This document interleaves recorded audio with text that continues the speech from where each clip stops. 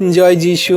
প্রভুর বাক্য বলে ২ করন্থীয় ১১:৩ কিন্তু আকাঙ্ক্ষা হইতেছে পাছে সর্প যেমন আপন ধূর্ততায় হবাকে প্রতারণা করিয়াছিল, তেমনি তোমাদের মন খ্রিস্টের প্রতি সরলতা ও শুদ্ধতা হইতে ভ্রষ্ট হয়।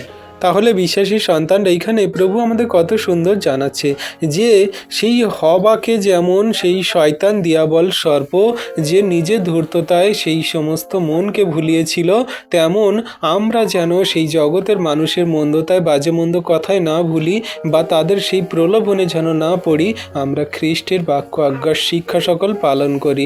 আমরা যেন সর্বদা তার বাক্য কার্যকারী করে চলি। জগতের মানুষ কত মন্দতা বা জগতের সেই শয়তান দিয়াবল কত সরলতা শুদ্ধতা দেখাবে, কিন্তু তাদের সেই সমস্ত সরলতা শুদ্ধতা থেকে যেন আমরা ভ্রষ্ট না হই।